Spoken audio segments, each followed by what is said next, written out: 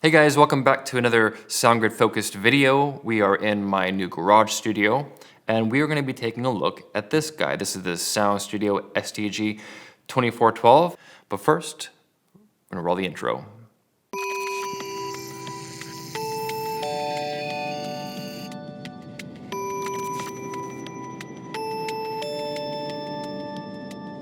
Okay, so the STG2412 is a Soundgrid interface. For those not familiar with Soundgrid, Soundgrid is an audio over Ethernet protocol developed by Waves that allows you to network multiple Soundgrid interfaces together at a very low latency, and you can also add a dedicated server to offload your plugin processing so you're not taxing your CPU. So very nice stuff. Okay, so let's talk about build quality. I know as soon as I took it out of the box, the weight of it felt right. It's about 20 pounds. The steel feels great. It's, braced here, really nice and solid.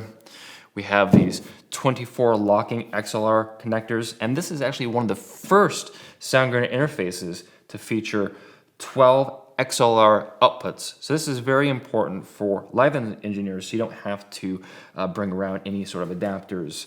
We have a dedicated headphone jack here, it's TRS. We have AES in and out, word clock, this solid EtherCon jack. So this is nice if you're using EtherCon cables in the mix. Some MIDI on the front panel. We'll flip it around here, take a look at the IEC cable here.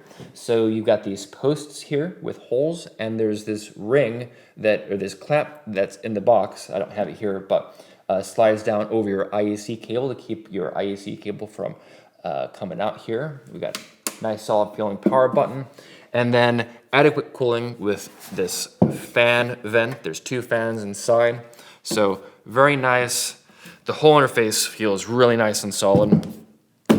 So there it is. All right, so let's talk about sound quality. Of course, we have these 24 mic preamps with 60 dB of gain. These feature the Texas Instruments PGA 2500 chip.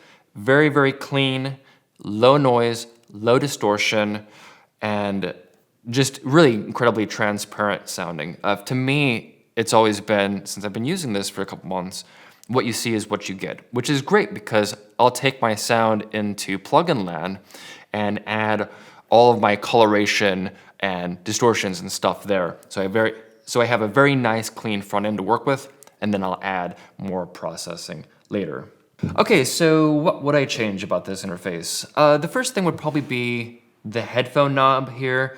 It is plastic, it does pull off, and it's a plastic shaft. So that's just something you have to be careful about. It does have a very nice feel to it though. So something to think about. And on the back here, it's only a single PSU.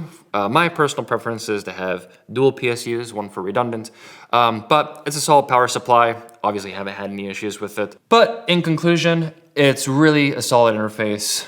Everything about it just feels right, from the incredible sound from the PGA 2500 chips, the consistent feel from these Xlr push connectors here, from the way things click into place with the EtherCon connector and the Xlr outputs. A great price, and really a great value if you're into the Soundgrid network and you need a great I/O for LV1, or it's also right at home with these incredibly transparent preamps in the studio.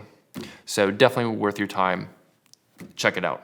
As always, guys, if you liked the video, hit that like button down there. If you loved it, please subscribe and leave feedback in the comments of what video I should do next. And see you next time in my incredibly cold garage.